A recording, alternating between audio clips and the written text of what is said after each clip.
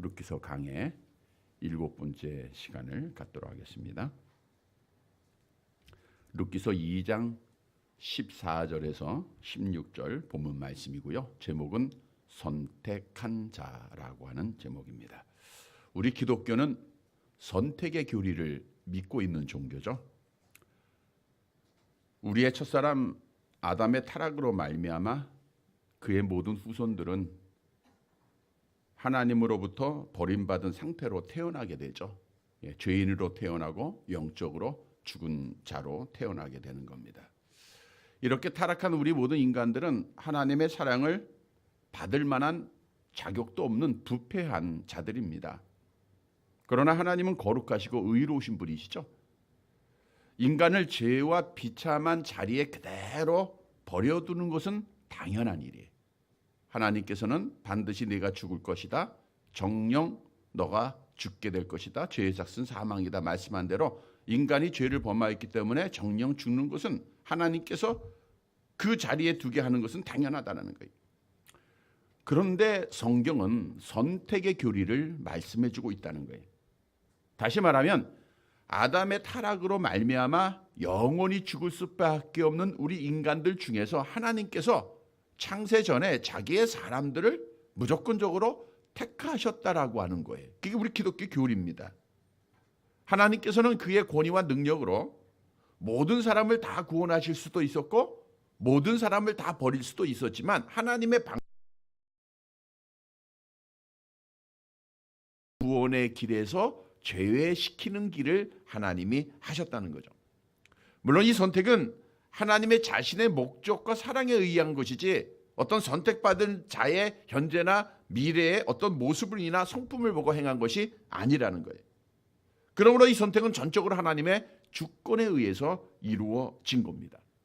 물론 어떤 분들은 선택의 교리를 믿지 않고도 선택받지 못했다고 하는 자들은 하나님이 불공평한 분이라 이야기할 수도 있죠. 그러나 토기가 토기장이를 향해서 왜 나는 천한 그릇으로 만들었느냐라고 불평할 수 없듯이 우리가 하나님 앞에 죄로 인하여서 정죄함 받아서 지옥 가는 것은 당연한 일이라는 거예요. 반대로 말하면 하나님 앞에 택함을 받았다는 것은 하나님의 특별한 사랑이요 은혜라고 하는 사실을 우리가 다시 한번 깨달아야 될 거예요. 그래서 선택의 교리를 정리해드리면 프린트본에 나와 있는 대로 첫째로 하나님께서는 택한 백성에게 구원과 영생을 주시기로 예정을 하시게 됩니다. 로마서 8장 29절의 말씀을 함께 보겠습니다. 하나님이 미리 아신 자들을 또한 그 아들의 형상을 본받게 하기 위하여 미리 정하셨으니 이는 그로 많은 형제 중에서 맏아들이 되게 하려 하심이라. 따라서 하나님의 택함을 받은 자들은 복된 겁니다. 하나님께서 저들에게 구원을 주시고자 창세전에 이미 하나님이 택하셨다는 거예요. 그래서 선택은 창세전에 특정한 개인을 말씀하고 있죠. 에베소 1장 4절입니다. 함께 봅니다.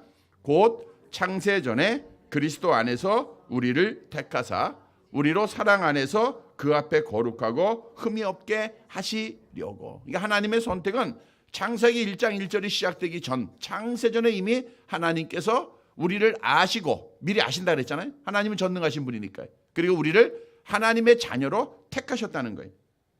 말씀을 드린 대로 이 선택은 세 번째로 선택받을 자의 공로를 미리 보시고 택하신 것이 아니에요. 다시 말하면 우리가 예수를 신앙하고 하나님 앞에 구원받은 것은 선택의 결과이지 선택의 조건이 아니라는 거예요. 우리는 하나님 앞에 택함을 받음으로 예수 믿게 된 것이죠. 내가 예수 믿을 것을 하나님이 아시고 나를 택하지 않으셨다는 거죠. 도리어 고린도전서 1장에 보면 하나님은 어떤 분을 택하셨습니까? 미련한 자, 없는 자, 불쌍한 자, 이런 자들, 약한 자, 이런 자들을 택하셨다라고 성경은 도리어 말씀해 주고 있어요. 우리가 일반적으로 택한다라면 왜요? 직장에서 사람을 택할 때 유능한 자 택하고 능력 있는 자 택하지 않습니까? 힘 있는 자 택하고. 그러나 우리 하나님은 도리어 그런 자를 본 것이 아니라 약하고 천하고 보잘것없는 자들을 택하셨다. 즉 하나님은 우리의 어떤 모습을 보고 택 것이 아니라 무조건적으로 선택하셨다는 거예요. 네 번째로 이 선택은 구원 자체가 아니고 구원의 완성을 위한 첫 단계라는 거예요. 그러니까 택함 받았다고 바로 구원받는 건 아니고 택함으로 선택하심으로 구원이 시작됐다라는 것뿐이죠. 그래서 선택받은 자는 하나님 앞에 구원을 우리가 받아야 되게 되겠죠. 디모데후서 2장 10절을 볼까요? 함께 봅니다. 그러므로 내가 택함 받은 자들을 위하여 모든 것을 참음은 그들도 예수 그리스도 안에 있는 구원을 영원한 영광과 함께 받게 하려 함이라. 예. 여기서 보면 사도 바울이 말씀하기를 내가 택함을 받은 자들을 위하여 참고 있는 것은 그들도 그리스도 예수 안에서 있는 구원을 받게 하려 함이라 그랬어요. 그러니까 택함 받은 자들은 당연히 구원받게 돼 있다라는 것을 말씀하고 있기 때문에 선택은 구원의 시작입니다. 다섯 번째로 선택은 하나님의 절대적인 주권에 의해서 되어진 거예요. 예배서 1장 5절이 말씀하고 있죠. 함께 봅니다. 그 기쁘신 뜻대로 우리를 예정하사 예수 그리스도로 말미암아 자기의 아들들이 되게 하셨으니. 기쁘신 뜻대로 하나님의 마음이에요. 하나님의 주권 속의 마음입니다. 그러니까 멸망받아야 할 사람들 중에서 하나님이 기쁘신 뜻대로 주권을 가지시고 그냥 택하신 거예요. 하나님의 놀라운 은혜를 받은 거예요. 택함 받은 자들은. 하나님의 택함은 약속입니다. 예정입니다. 그리고 하나님은 이 약속을 이루셨잖아요. 이 약속을 지키시기 위해서 누구를 보내주셨어요? 독생자 예수님을 이 땅에 보내주십니다. 예배서 1장 4절에 기록한 대로 누구 안에서 우리를 택하셨어요? 그리스도 예수 안에서 우리를 택하신 거예요. 그러니까 예수님이 택함 받은 자들의 죄를 친히 담당하시고 십자가에 죽으십니다. 구원의 길을 예비해 놓으신 거예요. 그리고 우리에게는 성령을 주셨어요. 택함 받은 자들에게. 그래서 예수를 그리스도로 믿게 하시고 또 우리를 의롭다 칭해 주시고 하나님의 자녀로 삼아 주신 거예요. 이게 얼마나 놀라운 하나님의 은혜입니까? 그런데 하나님께서는 우리를 하나님의 자녀로 삼으심에 그치지 아니하시고 이 땅에 사는 동안 하나님 앞에 가는 날까지 신앙생활을 해야 되잖아요. 성화되는 단계 속에서 계속적으로 하나님이 우리에게 은혜를 베풀어 주신다고 하는 거예요. 오늘 본문으로 돌아가보면 루시라고 하는 여인을 생각해 보세요. 하나님을 모르는 자 이방 사람입니다. 또 가진 것도 아무것도 없는 여인입니다. 정말 보잘것없는 여인이에요. 그러나 룻의 결과를 보면 룻은 하나님 앞에 택함을 받았어요, 안 택했어요? 택함 받은 자예요. 택함을 받았기 때문에 그가 시어머니 나오미를 통해서 하나님을 신앙하게 돼요. 1장에 보니까 어머니의 하나님이 나의 하나님이 되고 어머니가 섬기는 분을 내가 섬기겠고 어머니가 가는 곳에 내가 가겠고. 얼마나 멋진 고백입니까? 그리고 택함을 받았기 때문에 어머니를 통해서 하나님을 알게 되고 예수를 믿게 되고 그리고 하나님이 룻을 버린 것이 아니더라고요. 기근 중에 나오미가 베들레헴으로 다시 돌아오게 되죠. 룻이 그와 함께 하는 거예요. 그리고 이 룻에게 계속 보아스라고 하는 사람을 통해서 은혜를 베풀어 주세요. 여러분, 하나님의 은혜는 사람을 통해서 이루어지는 거예요. 우리 교회에도 사람을 통해서 이루어지는 겁니다. 아무도 없으면 아무 일을 할 수가 없어요. 예루살렘이 회복되는 것도 남은 자들을 통해서 사람을 통해서 이루어졌어요. 하나님께서는 룻이라고 하는 택한 자를 위해서 보아스를 예배하셨고 그 보아스를 통해서 룻에게 은혜를 베풀어 주시고 필요를 채워주시는 거예요. 오늘 본문의 말씀을 묵상해 보면 하나님이 우리를 택하사 주의 자녀 삼아주시고 또 예수 믿게 하셨는데 이 땅에 사는 동안 하나님이 우리와 늘 함께 하시고 우리에게 은혜를 베풀어 주신다는 거예요. 그래서 우리가 은혜가 풍성한 하나님은 하나님 찬양하고 있지만 늘 하나님의 은혜 속에 살아가야 돼요. 하나님의 은혜로 구원받은 자들은 하나님의 은혜로 구원을 이루어야 되는 거예요. 이런 성도들이 되시기를 바랍니다. 오늘 본문의 말씀은 어떻게 하나님께서 택한 자들에게 은혜를 주시는가, 구원받은 자들에게 주시는 계속적인 은혜를 말하고 있는데, 첫째로는 택하신 자들의 필요를 복으로 주신다는 거예요. 그러니까 우리가 하나님이 전지전능하시기 때문에 여러분의 필요를 다 하십니다. 여러분이 지금 건강이 필요한 거, 물질이 필요한 거, 뭐가 필요한 거 다 하세요. 이번 성회가 기적을 행하시는 하나님이신데 여러분들이 한 주간 기도하고 준비하면서 하나님의 기적을 경험해 보세요. 우리 하나님은 기적을 반드시 행하시는 분입니다. 지금까지도 기적을 행하셨고 앞으로도 행하실 분이시죠. 이 하나님은 우리 성도들의 필요를 다 하세요. 오늘 본문 14절 상반절을 한번 같이 보도록 할게요. 성경 보시면 됩니다. 14절 상반절 같이 봅니다. 식사할 때에 보아스가 룻에게 이르되 이리로 와서 떡을 먹으며 내 떡 조각을 초에 찍으라 하므로 룻이 곡식 빼는 자 곁에 앉으니. 자, 이리로 와라. 여기서 이리로 오라는 것은 가까이 와라라는 뜻이에요. 가까이 와라. 뭐 룻이 보아스와 얼마나 가까이 앉았는가 알 수는 없지만 어떻든 매우 가까이 앉았다라는 것을 추측해 볼 수가 있고요. 보아스는 룻에게 상당한 애정과 사랑과 자비를 베풀고 있습니다. 여러분, 당시에 말씀을 드린 대로 유대인들은요, 선민 사상에 지금도 빠져 있어요. 당시에도 마찬가지고. 그러니까 우리만 구원받고 우리만 하나님의 백성이에요. 그러니까 이방인들은 상종하지 않는 것이 유대인들의 일반적인 습관입니다. 지금도 마찬가지잖아요.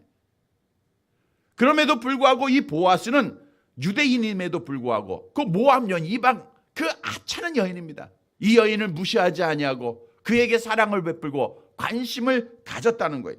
왜냐하면 이 보아스는 하나님을 경외하는 믿음의 사람이었기에 하나님의 율법, 하나님의 말씀을 그가 알고 있었다고 하는 증거입니다. 여러분, 우리가 말씀을 알기만 하고 실천하지 않으면 이것은 죽은 말씀이에요. 생명력이 없어요. 하나님의 말씀이 살아있고 활력이 있다는 것은 우리가 말씀을 들었을 때 그 말씀이 우리의 삶을 통해서 나타나져야 되는 것이죠. 그래서 보아스는 율법을 통해서 하나님의 명령을 알았어요. 신명기 14장 29절 말씀을 볼까요?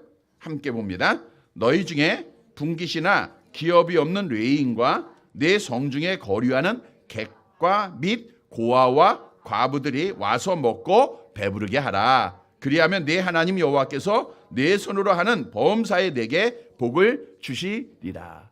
오늘 본문에는 보아스가 룻에게 베푼 사랑만 기록하고 있지만 사실 보아스가 유력한 자, 즉 복을 받고 그가 부자가 되고 존경받는 자가 될 수 있었다는 것은 하나님의 말씀에 따라 많은 어려운 자들을 도왔다라는 것을 알 수가 있습니다. 그래서 보아스는 룻을 가까이 하게 한 이후에 오늘 본문에 보니까 이리 와서 떡을 먹어라. 네 떡 조각에 초를 찍으라 그랬어요. 여기서 초라고 하는 것은 말 그대로 식초입니다. 그러니까 포도를 발효해서 만든 이제 상큼한 신맛의 이제 식초를 말하고 있는데 지금은 어떤 식초를 뭐 물에 타서 같이 먹는다든가 건강에 많이 유익하다 그러죠. 이게 당시에는 빵이나 또 딱딱한 음식에 찍어서 먹는 일을 했어요. 그래서 그 식초가 건강에도 좋고 또 그 딱딱한 것을 또 이렇게 부드럽게도 하고 하는 그런 일을 해요. 그래서 오늘날도 서남아시아 지역에서는 이 말씀대로 초에 이제 빵을 찍어 먹는 그러한 모습을 볼 수가 있죠. 어떻든 보아스는 룻을 가까이 하게 한 이후에 그에게 떡을 주고 빵에 초를 찍어 먹도록 했다라는 거예요. 여러분, 오늘 그 룻이라고 하는 여인에게 정말 가장 필요한 것, 그는 먹는 거였어요. 사실 우리가 이 땅에 살면서 먹는 거 중요하잖아요. 그래서 어떤 분들은 먹는 것 때문이라고 하면 뭐 주일을 성수 안 해도 그냥 이해하는 그런 경우들은 많은데 그건 이해가 되는 건 아니고요. 어떻든 먹는 것은 우리 삶에 가장 필요한 것이고 모든 것을 다 포함하고 있습니다. 악한 마귀가 우리 성도들을 시험하는데 따라서 뭘 가지고 시험하세요? 먹는 문제로 많이 시험하세요. 우리 예수님께서도 40일 동안 금식 기도한 후에 마귀가 뭘 가지고 시험했어요? 먹는 거. 이 돌들이 뭐가 돼가? 떡이 돼가야. 이 시험했잖아요. 또 마지막 대환란 때에도 먹는 것 가지고 성도들을 유혹하더라고요. 근데 이 먹는 것에는 많은 사람이 넘어질 수밖에 없는 거예요.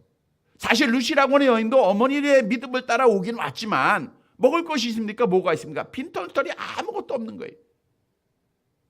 보아스가 주인이 그 정말 잘 먹는 음식 먹고 싶었겠죠. 그런데 하나님께서는 룻이 필요한 것이 먹는 것을 알았어요. 대표적으로 먹는 걸 말하고 있지만 모든 걸 다 포함하는 거죠. 그래서 그 보아스를 통해서 그의 필요를 채워줬다는 거예요. 여러분 영적으로 한번 묵상해 보시고 우리에게 주는 교훈이 뭡니까? 하나님은 택한 백성들을 구원시키시고 그냥 버린 것이 아니라 우리의 필요를 누구보다도 잘 하시고 그 필요를 때를 따라 하나님이 공급해 주신다는 거예요. 말씀을 묵상해 보면서 이스라엘 백성들의 모습을 한번 상상해 보세요. 우리 이스라엘 백성들이 하나님 앞에 택함 받은 자들 아닙니까? 물론 그 택은 민족적인 선택이에요. 개인적인 선택이 아니고 민족적으로 하나님 앞에 택함 받아 복을 받아 하나님의 백성이 된 자들이에요.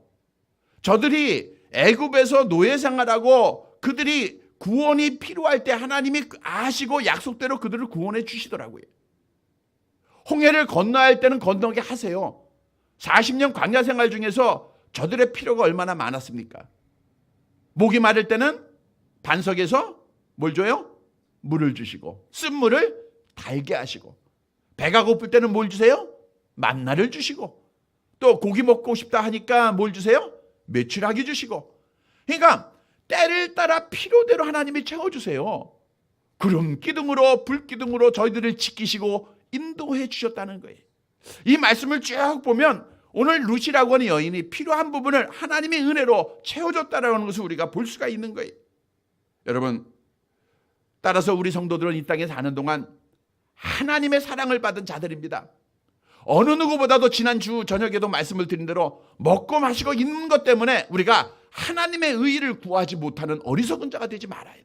우리 하나님은 전지전능하시고 여러분의 필요를 다 하세요. 여러분을 얼마나 사랑합니까? 독생자 예수님보다도 여러분을 사랑하시기 때문에 예수님을 우리 위해서 주셨잖아요.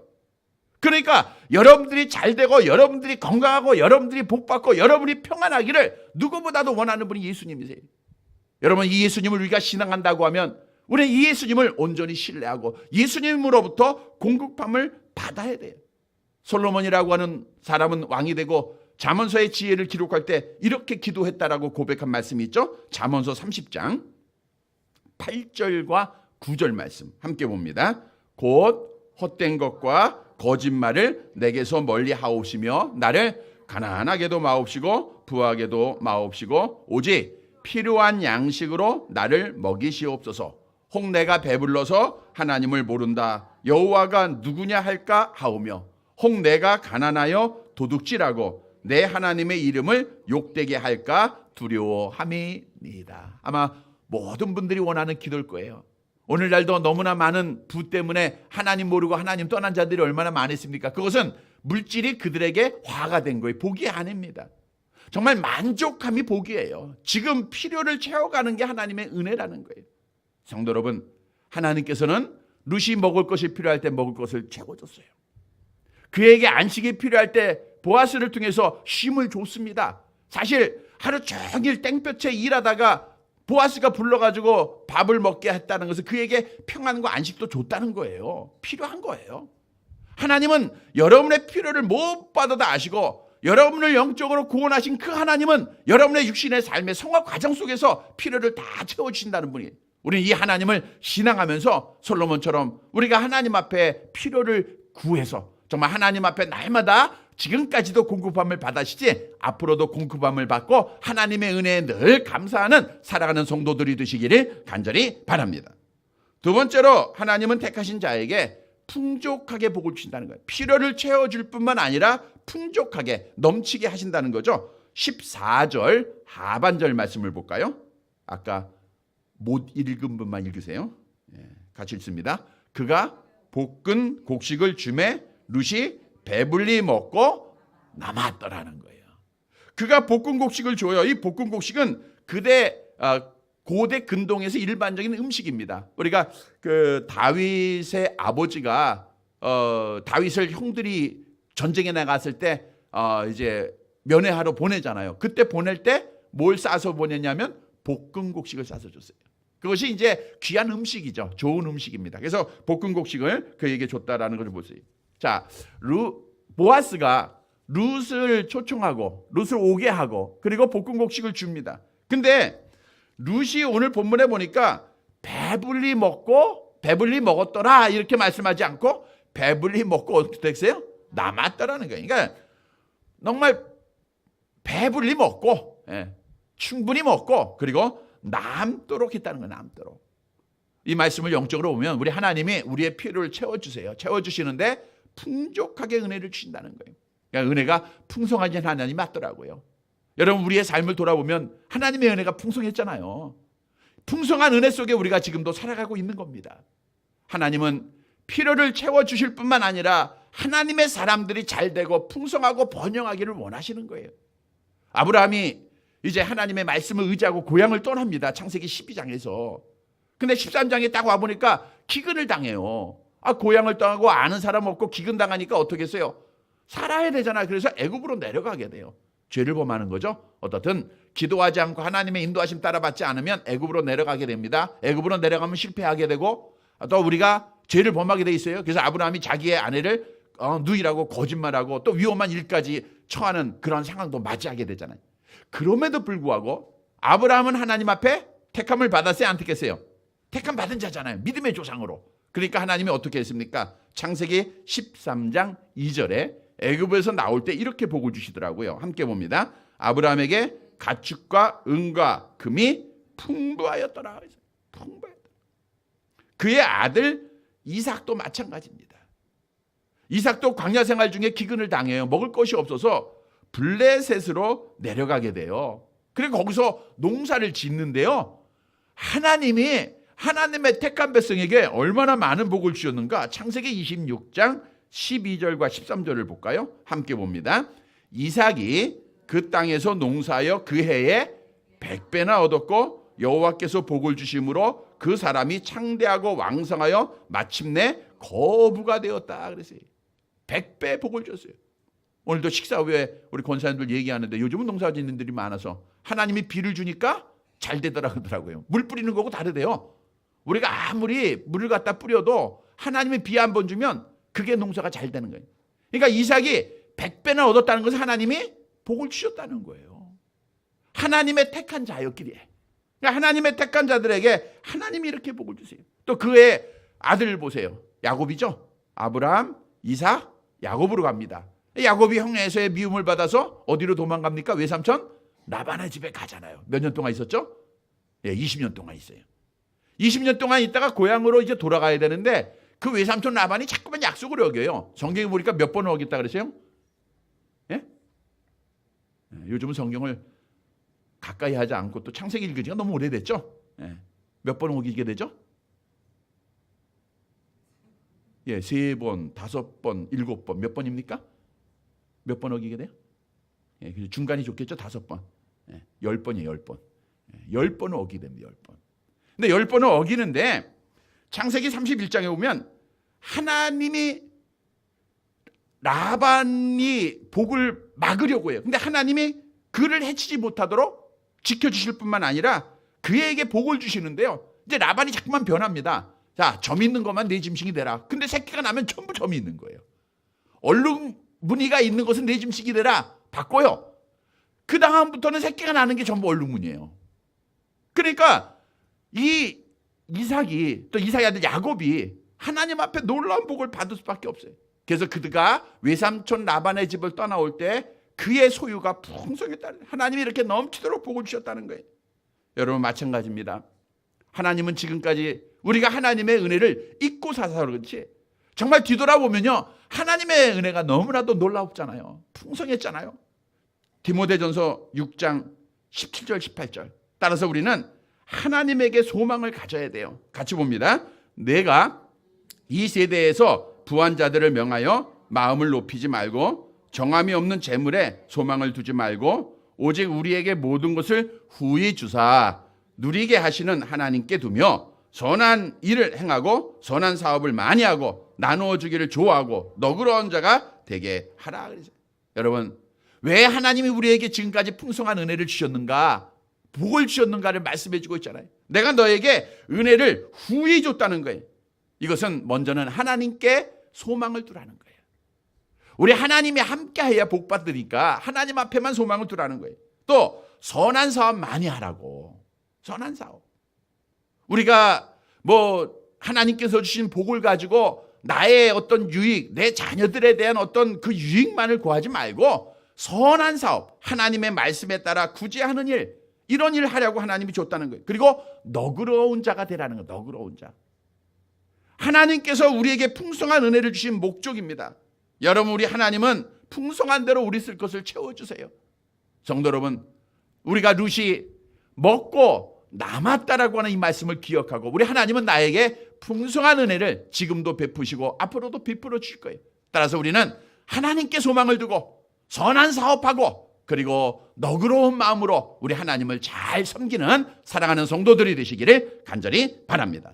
세 번째로 하나님은 택하신 자들을 철저하게 보호해 주세요. 본문 15절의 말씀을 보도록 하겠습니다. 15절 같이 봅니다. 룻이 이삭을 주우러 일어날 때에 보아스가 자기 소년들에게 명령하여 이르되 그에게 곡식단 사이에서 죽게 하고 책망하지 말라. 이제 식사가 끝나고 이제 먹을 것이 남았습니다. 풍족하게 먹고 룻이 일을 하기 위해서 일어나잖아요. 일어날 때 보아스가 자기의 소년들, 우리가 말씀을 드린 대로 소년은 뭐 하는 일을 해요? 곡식을 추수하는, 거두는 일을 하고, 소녀들은 뭐예요? 그 추수한 곡식을 단으로 묶는 일을 합니다. 근데 이삭은 언제 주울 수 있는 거예요? 곡식 추수가 다 마치고 나서 그 아무도 없는 밭에 가서 주워야 돼요. 다 가지고 간 이후에. 그런데 하나님의 은혜를 주셔서 룻은 어디를 따라가면서 이삭을 주었어요? 그 추수하는 그 길을 따라가면 이삭을 줍는 거예요. 하나님이 그렇게 풍성하게 하셨죠. 그런데 보아스가 다시 자기의 소년들, 그 소년들에게 부탁을 합니다. 부탁이 아니라 명령이겠죠. 주인이니까. 너는 그를 책망하지 말라는 거예요. 여기서 책망이라는 것은 해하거나 욕하거나 상하게 하지 말라는 거예요. 우리가 지난 시간에도 말씀을 드린 대로 룻은 이방 여인이죠. 보잘것없죠. 가진 것 없죠. 그러니까 이 유대 소년들이 해할 수가 있어요. 또 이삭을 추수를 마치고 와서 이삭을 주어야지 왜 우리 뒤를 따라오느냐 해할 수가 있어요. 근데 보아스가 룻을 하나님의 은혜 가운데 보호해 주는 거예요. 그 소년들이 룻을 해하지 못하도록 명령을 내립니다. 그를 책망하지 말라, 욕하지 말라는 거예요.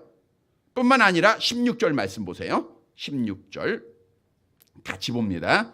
또 그를 위하여 곡식 다발에서 조금씩 뽑아버려서 그에게 죽게 하고 꾸짖지 말라 하니라. 도리어 곡식을 너희들이 추수할 때 그 다발에서 조금씩 일부러 뽑아버리라는 거예요. 누구를 위해서? 룻을 위해서. 룻을 위해서. 그리고 나서 꾸짖지 말라고 또 명령을 내립니다. 여기서 꾸짖지 말라는 것은 앞에서 책망하지 말라는 뜻과 같아요. 반복해서 이야기했다고 하는 것은 주인의 말은요, 종에게 절대적입니다. 완전한 순종이에요. 그러니까 너희는 반드시 그렇게 해야 된다. 강력한 명령이에요. 너희는 이 여인을 비난하거나 화내지 말고 해하지 말고 욕하지 말고, 바꿔 말하면 이 여인을 돌봐줘라, 이 여인을 지켜주라는 거예요. 여러분, 무엇을 우리에게 교훈해 주고 있습니까? 하나님의 택한 백성들은 이 땅에 사는 동안 우리가 어려움을 당할 때도 있고 환난을 당할 때도 있어요. 그럴 때마다 우리 하나님은 철저하게 우리를 지키신다는 거예요. 우리를 보호해 주신다는 겁니다. 사실 룻이라고 하는 여인이 그가 베들레헴의 어머니를 따라서 온 곳은 12절 말씀을 보세요. 우리가 주셨던 말씀인데 12절 함께 봅니다. 여호와께서 내가 행한 일에 보답하시기를 원하며 이스라엘의 하나님 여호와께서 그의 날개 아래에 보호를 받으러 온 내게, 거기 볼게요. 그러니까 룻이라고 하는 여인이 베들레헴에 온 이유가 뭐예요? 여호와의 날개 아래 뭘 받으려고? 보호를 받으려고. 그가 뭐 먹고 살기 위해서뿐만 아니라 보호를 받기 위해서. 그러니까 이 룻이라고 하는 여인은 시어머니를 통해서 하나님을 철저하게 신앙했음을 알 수가 있는 거예요. 이 인생의 길에서 나를 보호해 주실 분은 하나님밖에 없다. 날개 아래 보호함을 받는다는 것은 완전한 보호잖아요.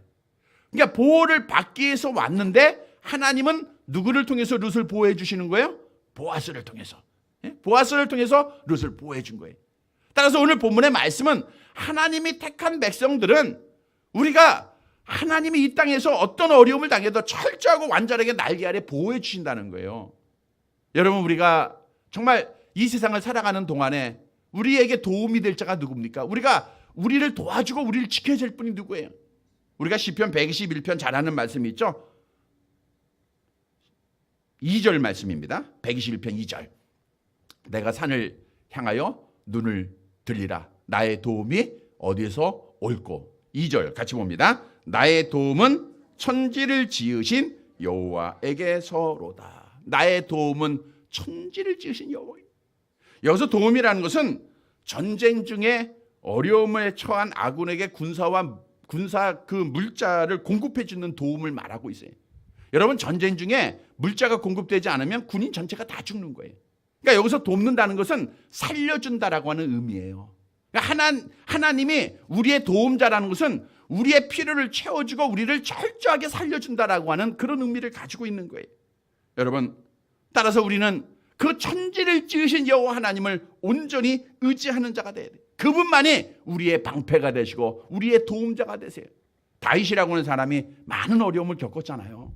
얼마나 위험한 일이 많았습니까? 그때 다윗은 오직 여호와 하나님만을 도움으로 삼았어요. 그러니까 다시 말하면 하나님께서 그에게 도움자가 되시고 그를 지켜주셨다는 거죠. 시편 28편 7절 함께 봅니다.